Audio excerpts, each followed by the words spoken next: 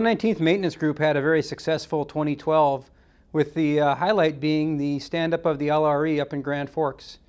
The 119th Maintenance Group was very instrumental in getting that up and running by getting our C-21 maintainers cross-trained to perform that mission. They did that by receiving permission from the Guard Bureau to send them down to the California National Guard and receive that training, which took place in the June-July timeframe.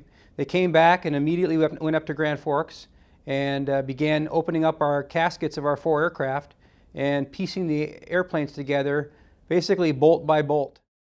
On the C-21 side, we had a very successful 2,650 hours flown out of that aircraft, which is above the 2,500 we were initially allotted. I want to give a big kudos to everybody in the hangar for all their hard work they performed day in and day out to provide Code 1 aircraft both up in Grand Forks and down here in Fargo.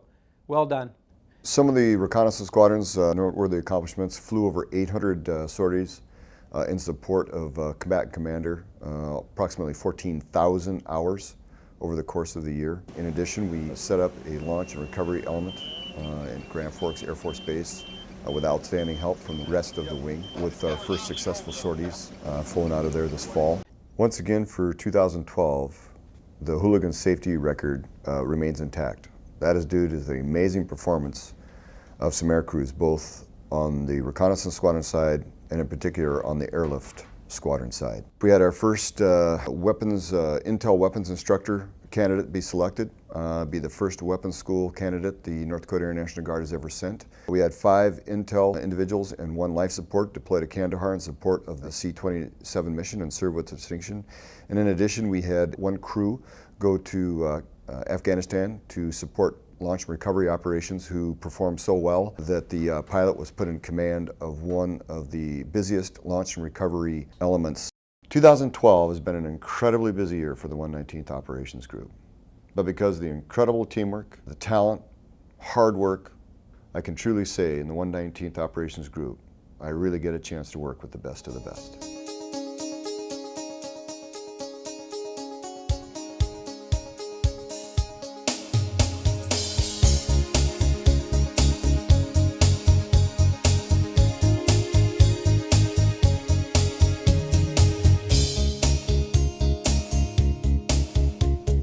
2012 was a very busy year for the support group, and fortunately this year did not include any type of a domestic operations, i.e. flood duty, because our members were deployed throughout the world for the majority of the year performing their federally assigned missions. Firefighters were deployed to Bahrain for 6 months, approximately 30 firefighters.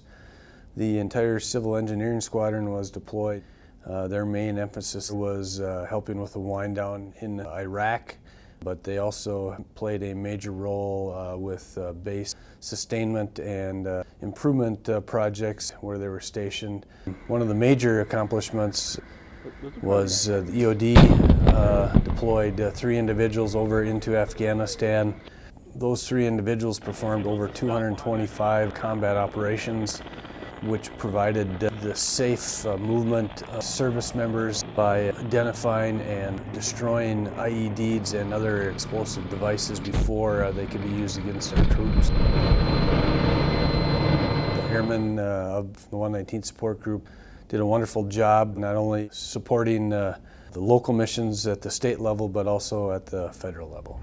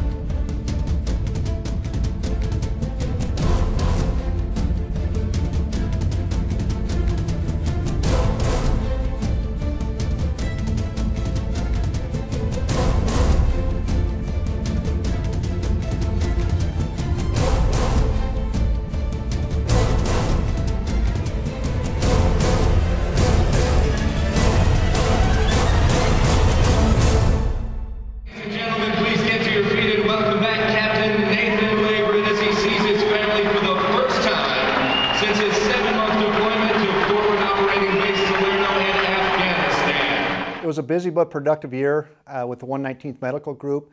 In February, we went to Kauai. While we were there over the 2 weeks, we provided over $2 million in medical, optometry, and dental services to approximately 10,000 patients. In August, we went to Alpena, Michigan, and that was part of EMEDS. EMEDS is Expeditionary Medical Support. This is training that's required every 4 years, and it basically gives our medical group members experiences of providing services in a field condition. We have some excellent people within our clinic, and I have the privilege to take over as the medical group commander, and I look forward to the opportunity to continue the great success and traditions of the 119th Medical Group. Exercise, exercise, exercise. Wade the Weatherman here again. If you haven't taken shelter, seek shelter immediately. We have a positive report of a tornado on the ground just to the east of the main runway and south of the new fire hall. Sergeant Johnson has images of this tornado. It is moving to the east in our direction. I repeat, we have positive report of a tornado on the ground just to the east of the main runway and south of the new fire hall. Take cover. This tornado is moving east. This has been Wade the Weatherman with an exercise, exercise, exercise message. The 219th Security Forces Squadron had a fantastic year supporting the Chief of Staff of the Air Force, #1 priority, nuclear deterrence. We continue to support nuclear security operations in support of the 91st Missile Wing and 91st Security Forces Group at Minot Air Force Base. In March of 2012, the 219th Security Forces Squadron, in conjunction with the 91st Missile Wing, underwent a DNSI, Defense Nuclear Surety Inspection. The results of this inspection were rated as excellent and best in command. All major grade areas of security were rated as excellent. The 219th Security Forces Squadron had 4 professional performers identified by the Air Force Global Strike Command IG team. We had several firsts in the 219th Security Forces Squadron this year, in which we certified for critical duty positions 6 flight security controllers and 1 flight chief. This is significant, and it was at the onset of this total force integration mission. It was initially deemed that the 219th would be unable to attain these critical duty position certifications. We have proven that working closely with our regular Air Force counterparts in the 91st Security Forces Group and the quality and professionalism of our airmen of the 219th Security Forces Squadron, we're able to collaboratively ensure certification in these critical areas. Lastly, and most importantly, all 219th Security Forces members displaced by the 2011 flood have returned to their homes or found permanent housing. Thanks for all the help provided the 219th Security Forces Squadron to reach that milestone. I'm Marnie Gellner back in Minot with National Guard Airman Lonnie Ballweg, who lives on this campground but also lost your business as a campground. Your camper is behind us underneath the tree. This is unbelievable. It's been a very tough year. And we bring you coverage from the Air National Guard base in Fargo, North Dakota, as we honor all military and their families with Operation Home Base. Twins Live, presented by CenturyLink, starts right now. And Operation Home Base, presented by Miller High Life, continues. First pitch between the Twins and the Indians in this 3-game series finale coming your way in just a couple moments. But first, we've got more coming your way from Fargo, North Dakota. It's Marnie Gellner. We're celebrating Operation Home Base in Fargo, North Dakota. I'm Marnie Gellner with members of the North Dakota Air National Guard who have a message today.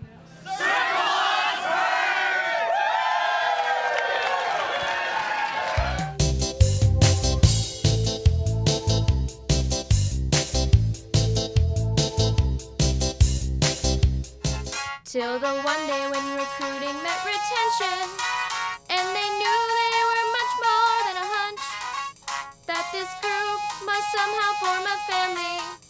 That's the way we all became the recruiting bunch.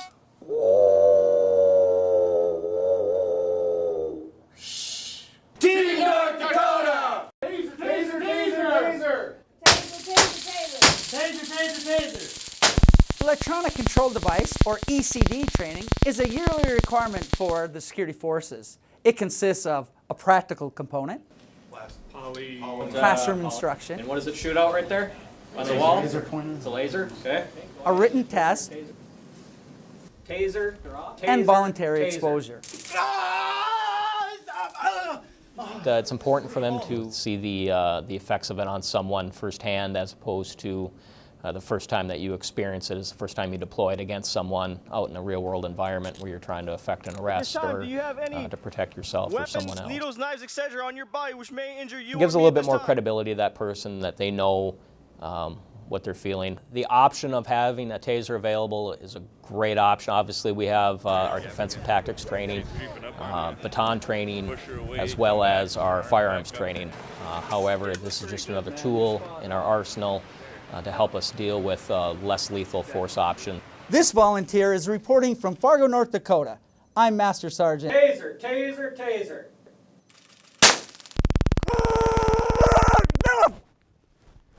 I'm Master Sergeant Eric Johnson, reporting for 1st Air Force now.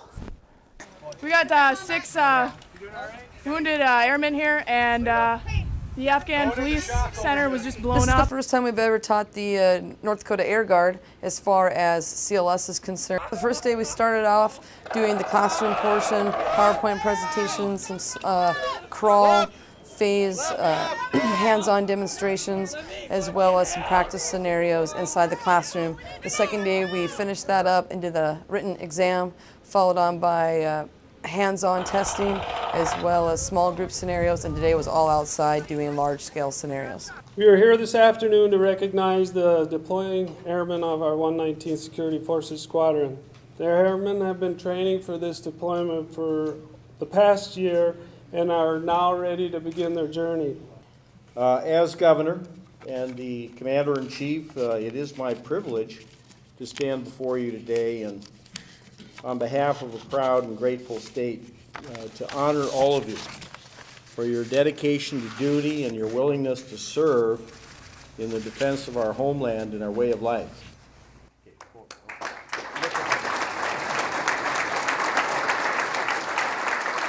Thank you for stepping up during this global war on terrorism to serve your state and serve your nation. It literally means a lot to everyone in this country to know that we have such great individuals in the military today.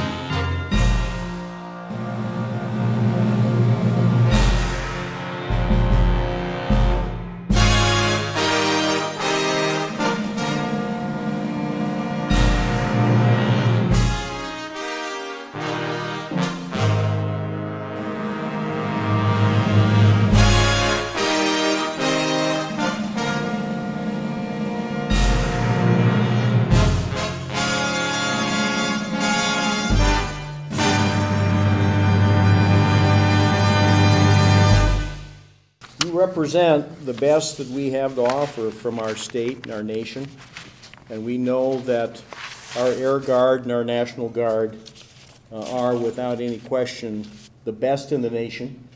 I don't hesitate to say that because I know the record, and I know the record of participation in our state is unequaled anywhere.